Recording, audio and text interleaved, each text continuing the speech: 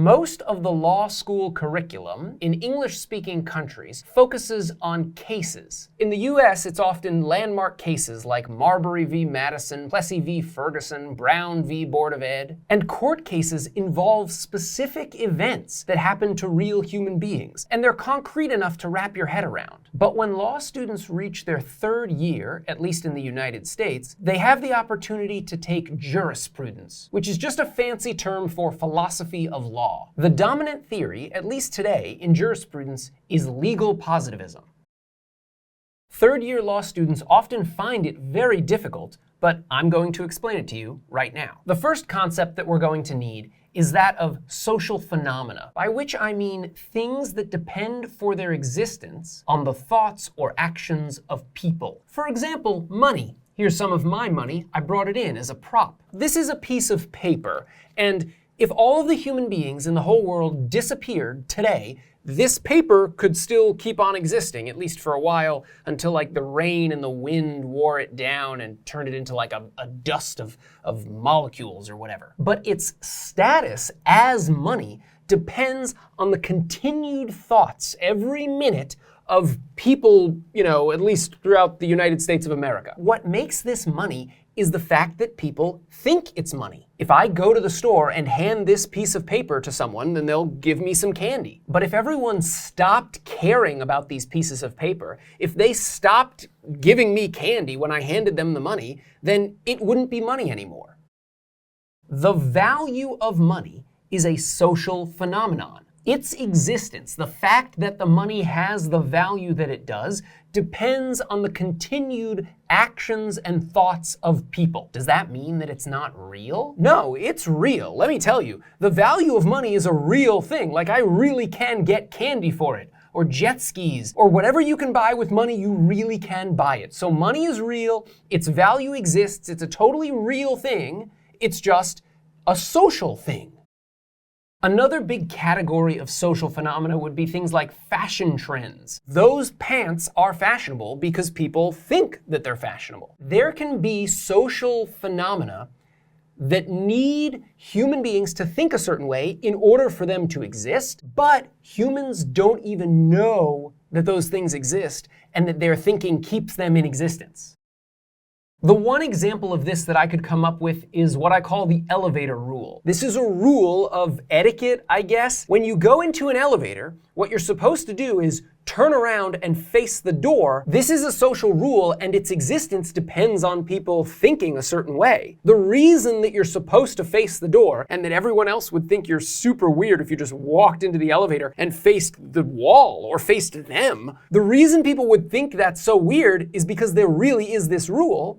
But this rule relies for its existence on the thoughts of people. People follow this rule. Their own thoughts sustain the existence of this rule without them even knowing it. You probably just go into elevators and stand a certain way, facing a certain direction with a certain orientation. You do that automatically without anyone having ever told you, oh, this is what you're supposed to do. So there really is this rule that relies for its existence on our thoughts, even though we don't, in a certain explicit way, think about it at all. And one other important point is that there are things like tables. These things were created by human beings. Like you could imagine a wooden table that someone made with their actions, with, saws and hammers and nails and that sort of thing. This table is not a social phenomenon in the way that I'm thinking about it. Although the table relied for its initial existence, its creation, it relied on the actions of human beings. It doesn't rely on human beings for its continued existence. If all the people on the planet Earth disappeared tomorrow, the tables would keep on existing. But the rules for elevators, those would stop existing at the very instant that the people went away. And the fashion trends would cease to exist, and the value of money would cease to exist. Returning to legal positivism, that is just the thesis that law is a social phenomenon. It's like money or etiquette or the elevator rule or the game of basketball or whatever. It's a thing that human beings created, and then we sustain it in its existence. Legal systems only continue to exist because we do things and think certain things. Legal fact facts, that is, facts about what the law is, are ultimately social facts. For example, the fact that crossing the street not at a crosswalk is illegal depends for its initial existence on some statute. Someone wrote something in a law book and then the Congress all voted to make it law. Those are all social facts. Facts about what someone wrote in a book, which people raised their hands at what time. Those are all facts about human thought and action. And that law continues to be law because enough people think in their minds, this is the legal system, I accept this legal system, whatever the person wrote in that legal book through the right procedure, that's the law. Certain human events created the law, and then certain human psychological states sustain that law in existence. In the most general terms, the positivist social thesis is that what is law and what is not is a matter of social fact. Those words were written in 1979 by the utterly inimitable Joseph Raz, one of the great legal theorists of the last 50 years. Okay, that's fine if that's all that legal positivism turns out to be. It's going to turn out to be a little more than that. But at this point, we might wonder why it's called positivism. The word posit usually means to suggest or assume or put forward a thesis. But in this case, the word posit is being used in this kind of weird way to mean to think something into existence. So legal positivism is just the view that law is something that was posited into existence by human thought. If we now go back through the most famous theories of law of the last 200 years, we can see that many of them are versions of legal positivism. John Austin's theory, which he really stole or borrowed from Jeremy Bentham, his theory is a version of positivism. Why? Austin's theory explains the existence of legal systems in terms of basically three ingredients: issuing commands, threatening sanctions, and habits of obedience. I explain Austin's whole theory in a previous video lecture. Austin thinks he can explain what makes a legal system exist just in terms of a certain combination of people saying some commands, like a king or a sovereign or someone has to order some people to do something. They have to back those orders up with the threat of punishment. And then also what makes them the lawgiver, what makes them the sovereign, is that other people have certain habits of obeying them. From this very brief summary, you don't have to understand Austin's theory or why it's powerful but ultimately flawed or anything. You don't have to understand any of that. All you have to understand is that, he's explaining this thing, legal systems, in terms of human actions. All of these are things that people do. And as long as people keep doing those things in the right combination, there exists a legal system. And so if that's your theory of law, then you're explaining law entirely in terms of social facts, facts about what people do. And so Austin is a legal positivist. And the same is true of the even more famous and more important theory of HLA Hart, about whom I wrote half of my dissertation. Hart explains law in terms of a hierarchy of rules. There have to be these social rules. They have to be structured in a certain way with primary rules and secondary rules that are about the primary rules. If you want to understand all of this, then you have to watch the lecture video that I made about HLA Hart. Hart thinks that there are social rules, like that social rule that says that you have to face the door in the elevator. There are social rules that need to be structured a certain way, and those social rules are themselves explained on his theory in terms of patterns of behavior and attitudes, mental states, the states of people's minds. That's what makes these social rules exist. As long as these social rules are arranged in a certain very specific way, then you have a legal system. Hart's theory, therefore, is ultimately a psychological theory of law. It explains the existence of legal systems in terms of thoughts, in terms of psychology. But the thoughts and actions of people, well, those are social things. Those are social phenomena. And so Hart's theory is also a version of legal positivism.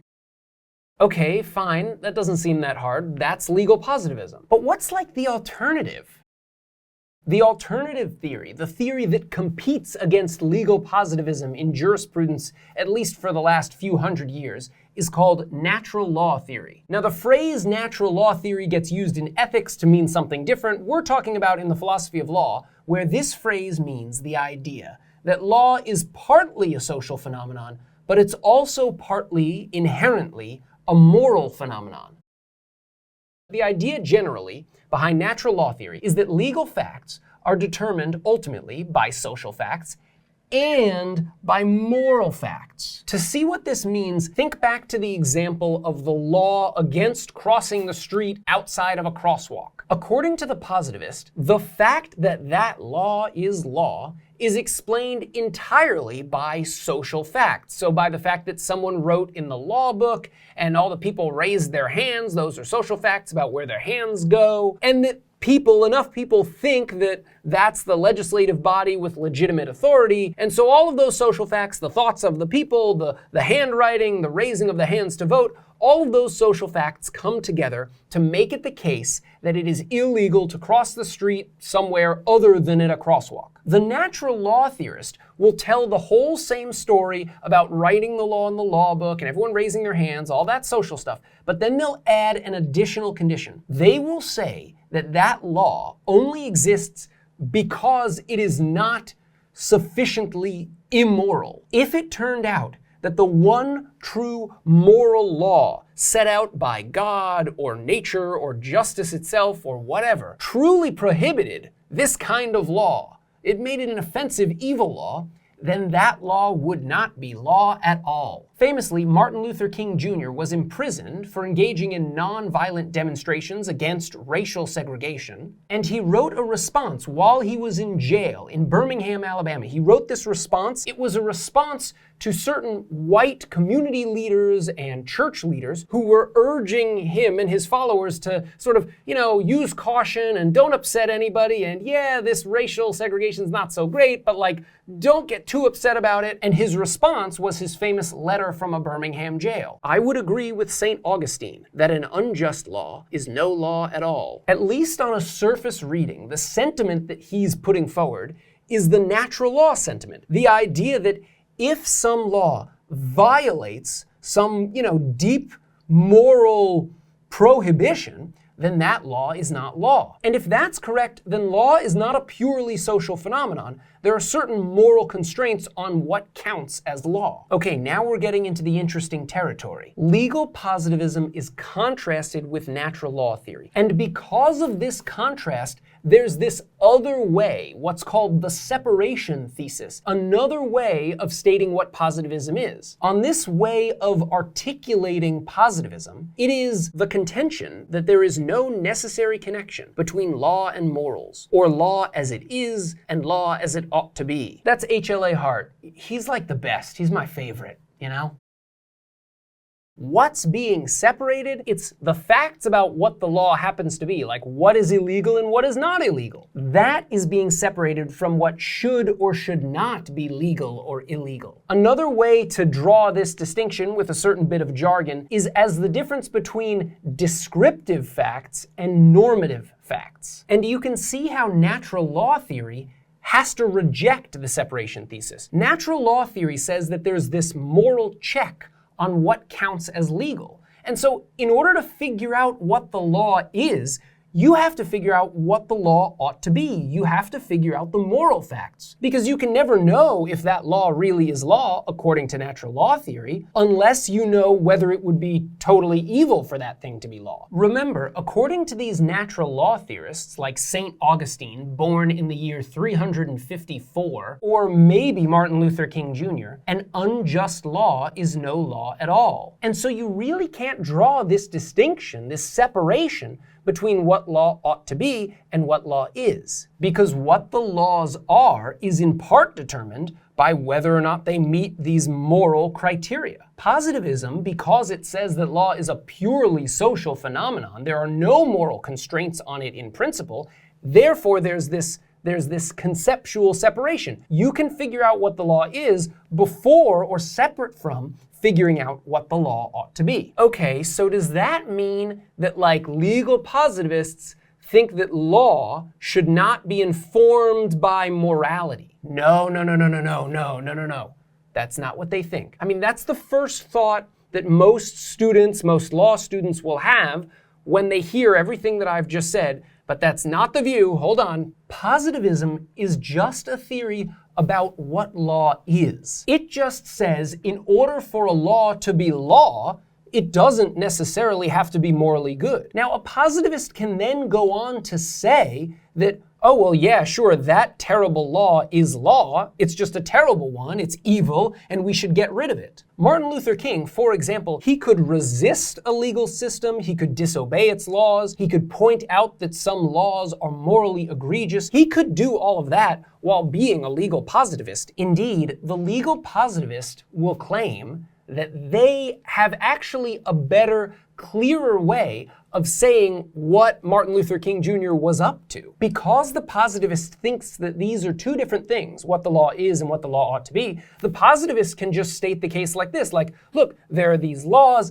they require whites and blacks to use different facilities, different train cars, different drinking fountains. They make interracial marriage illegal, so on and so forth. That's what the law is, and those laws are evil. What the law ought to be are things that treat people of different races equally. But because the natural law theorist thinks that there are moral constraints on law, they have to do this kind of weird thing to explain what Martin Luther King Jr. or anyone criticizing or resisting a law was up to. They have to do this weird thing where they say these segregationist laws weren't laws, they were almost laws, and so Martin Luther King Jr. wasn't breaking any laws, really. It's just that everyone thought he was breaking laws, and he didn't want to change what the laws were, because of course, according to the natural law theorist, those were never laws because they were truly immoral, and there's this moral constraint on what law is. And so he wasn't trying to change the law, he was just trying to get other people to realize what the law was all along. That's the sort of weird thing that the natural law theorist has to say,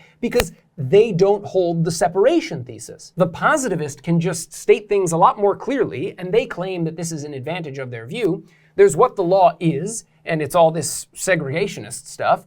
And then there's what the law ought to be, which is not that segregationist stuff. Do you see why natural law theory has to give the answer that Martin Luther King Jr. wasn't breaking the law? Because truly immoral laws aren't laws, right? Remember, he said it. An unjust law is no law at all. Well, if that's true, then he wasn't breaking the law. But he's in jail and all the judges are gonna, bang their gavels and convict him or whatever. It just seems more sensible, at least to the positivist, to say, no, he broke the law, but he did it because he had a moral vision. He understood that that law was an evil, terrible law, and he had the courage and the foresight to resist it. Okay, so the main takeaway from all of this is that there's actually two ways of stating, at least two ways, there's actually many more, but there's at least two main ways of stating what legal positivism is. There's the social thesis. That's what we started with, the idea that law is a social phenomenon or that legal facts are ultimately social facts. And then there's this separation thesis, which is also a way of stating basically the same view, but that this separation thesis really makes sense, or it sort of comes about once you contrast legal positivism, the view that all you need to figure out what the law is are social facts. You contrast that with natural law theory, which is the view that in order to figure out what the law is, you need to look at the social facts, but you also need to figure out what morality itself demands. Okay, so if you understood all of that, then you're like way ahead of the game.